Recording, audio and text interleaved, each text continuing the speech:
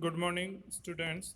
आज अपन स्टडी करेंगे मार्कर्स के बारे में। मार्कर्स क्या होते हैं?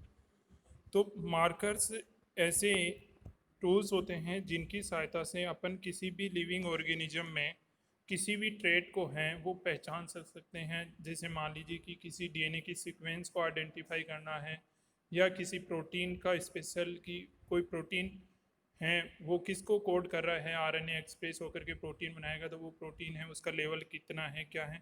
ऐसे एक किसी पर्टिकुलर ट्रेट को मेजर करने के लिए अपन मार्कर्स काम में लेते हैं। अब ये मार्कर्स हैं वो मेनली दो प्रकार के होते हैं, मॉर्फोलॉजिकल मार्कर और molecular markers.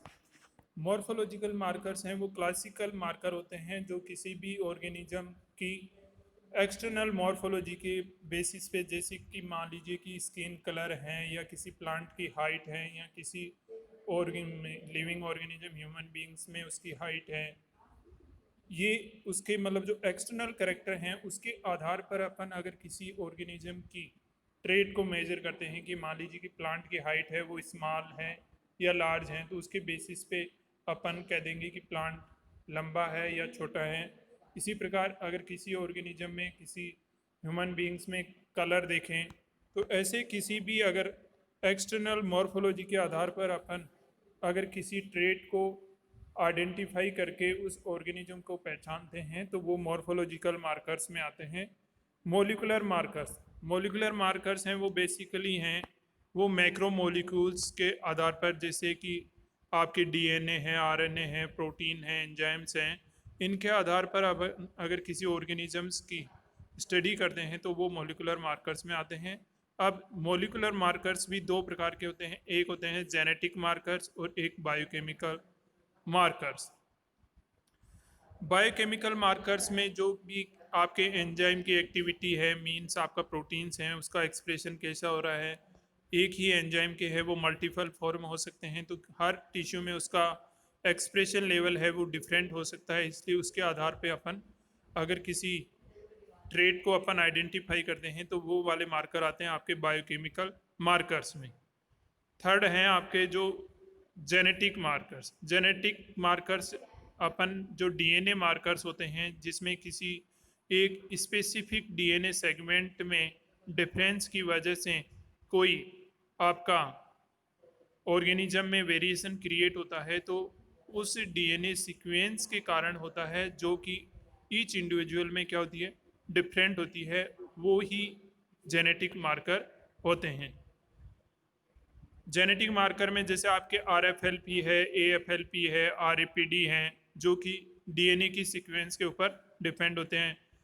RFLP restriction fragment length polymorphism, AFLP amplified fragment length polymorphism और RAPD random amplified polymorphic DNA. अब ये जेनेटिक मार्कर्स भी हैं जो आपके दो प्रकार के होते हैं, PCR बेस्ड और नॉन PCR बेस्ड, जिनको अपन जेनेटिक मार्कर्स को डीएनए मार्कर्स के नाम से भी जाना जाता है। इसमें फर्स्ट है आपका non PCR based markers, for example RFLP restriction fragment length polymorphism, जो कि एक डीएनए मार्कर है और इसमें किसी प्रकार के एम्प्लीफिकेशन की आवश्यकता नहीं होती है, इसलिए यह नॉन PCR बेस्ड है, वो मोलिकुलर मार्कर है या डीएनए मार्कर है। दूसरे डीएनए मार्कर्स होते हैं वो PCR बेस्ड डीएनए मार्कर्स, जैसे कि RAPD random amplified polymorphic DNA. इसमें क्या होता है कि जो भी आपका डीएनए है उसको रैंडमली एम्पलीफाइड किया जाता है, फिर उसके बाद में जो पॉलीमॉर्फिज्म है उसकी स्टडी की जाती है। सेकेंड AFLP जो कि PCR बेस्ड मार्क है, इसमें भी पहले है उसको है एम्पलीफाई किया जाएगा PCR की सहायता से, फिर उसको रेस्ट्रिक्शन डाइजेस्ट किया जाएगा और रेस्ट्रिक्शन डाइजेस्ट की वजह से जिस डीएनए में सीक्वेंस डिफरेंट होगी वहाँ से वो अलग अलग जगह से काटेगा, इसलिए डिफरेंट साइज के बैंड प्राप्त होंगे और फिर उनमें पॉलीमॉर्फिज्म की स्टडी की जाएगी।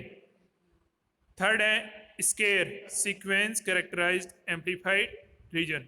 इस प्रकार के DNA PCR based DNA marker में क्या होता है कि पहले किसी एक स्पेसिफिक सीक्वेंस के प्रति प्राइमर डिजाइन किया जाता है और फिर उसको एम्पलीफाई किया जाता है, फिर उसके बाद में उसकी पॉलीमॉर्फिज्म की स्टडी की जाती है। सीक्वेंस टैग्ड साइट्स, सीक्वेंस्ड एक पर्टिकुलर साइट को अपन क्या कहते हैं कि जैसे कोई भी आपका माइक्रो सैटेलाइट है, मिनी सैटेलाइट है, इसी प्रकार से उनमें किसी एक पर्टिकुलर साइट को अपन क्या कर लेते हैं, रिकॉग्नाइज कर लेते हैं और फिर किसी एक पर्टिकुलर साइट को ही अपन सीक्वेंस आइडेंटिफाई करके फिर उसकी अपन क्या करते हैं, पॉलीमॉर्फिक स्टडी करते हैं कि किस किस ऑर्गेनिज्म में ये सेम है और किस में डिफरेंट है। थर्ड है वो सॉरी फिफ्थ है आपका EST, एक्सप्रेस सीक्वेंस टैग। जैसे कि यूकेरियोटिक डीएनए होता है, उसमें कुछ जीन है, उसमें इंट्रॉन और एक्सॉन पार्ट होते हैं। इंट्रॉन है वो नॉन एक्सप्रेसिव होता है, नॉन कोडिंग पार्ट होता है, जबकि एक्सॉन है वो आपका एक्सप्रेसिव पार्ट होता है और कोडिंग पार्ट होता है, क्योंकि उसी से प्रोटीन से है वो बनती है। इसलिए जो एक्सप्रेसिव पार्ट है उसको अपन टैग करके अगर उसकी पॉलीमॉर्फिक स्टडी करते हैं तो वो आता है आपका एक्सप्रेस सीक्वेंस टैग। SNP को भी अपन अगर किसी भी न्यूक्लियोटाइड में, सिंगल न्यूक्लियोटाइड में पॉलीमॉर्फिक है, मान लीजिए कि दो अलग अलग ह्यूमन बीइंग्स हैं और दो ऑर्गेनिजम्स का अपन ने डीएनए लिया और दोनों के डीएनए में किसी अगर एक सिंगल न्यूक्लियोटाइड में अपने को डिफरेंस पे स्टडी करनी है तो वो होगा आपका single nucleotide polymorphic study.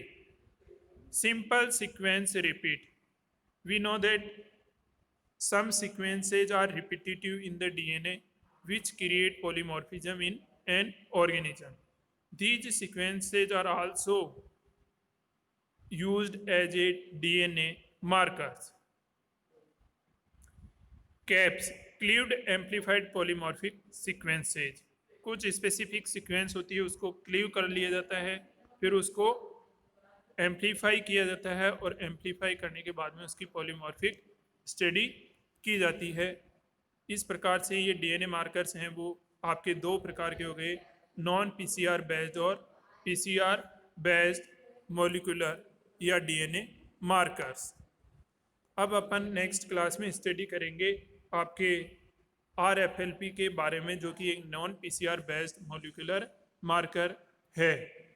Thank you.